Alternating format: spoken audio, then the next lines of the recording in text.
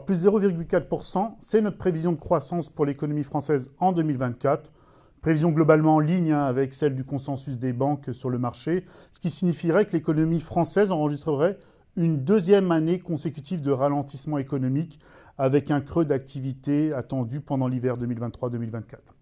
De façon générale, les facteurs de ralentissement restent les mêmes qu'en 2023. Premièrement, un durcissement des conditions de financement de façon évidente, avec notamment la lutte de la Banque centrale européenne contre l'inflation. Et le deuxième point qui nous distingue assez significativement des autres projections parfois plus optimistes comme celle du gouvernement, qui prévoit plus 1,4% de croissance, c'est le rôle fondamental de la confiance des consommateurs qui est aujourd'hui extrêmement dégradé et qui le resterait en 2024 dans un contexte de correction notamment du marché immobilier.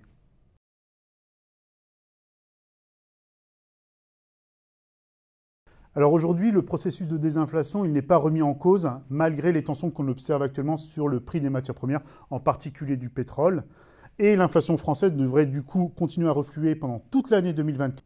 Ce qui est certain par contre, c'est que le reflux de l'inflation, il est plus lent en France que dans les autres économies européennes en raison de spécificités franco-françaises qui visent notamment à protéger le consommateur lors des phases d'accélération des prix. Le premier, c'est le jeu des négociations commerciales dans la grande distribution, donc négociations qui devraient débuter à la fin de cette année.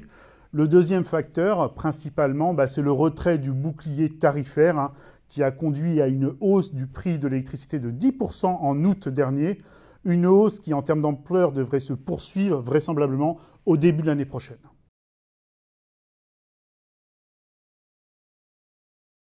Alors de façon évidente, la correction du marché immobilier français, elle est d'ores et déjà en cours, même si pour le moment le recul sur les prix de vente est relativement modéré. Lorsque l'on regarde au contraire les volumes de transactions, on se rend compte que la correction est beaucoup plus massive, de l'ordre de 20 à 30% selon qu'on soit sur le marché de l'ancien ou sur le marché du neuf.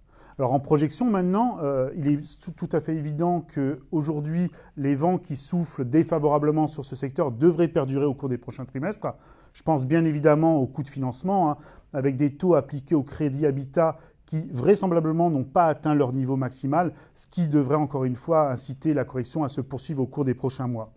Une fois qu'on a dit ça, il faut malgré tout rappeler que la France est structurellement frappée par un déficit en termes de logement, ce qui limiterait l'ampleur de la correction attendue en 2024 sur les prix, vraisemblablement autour de 10%.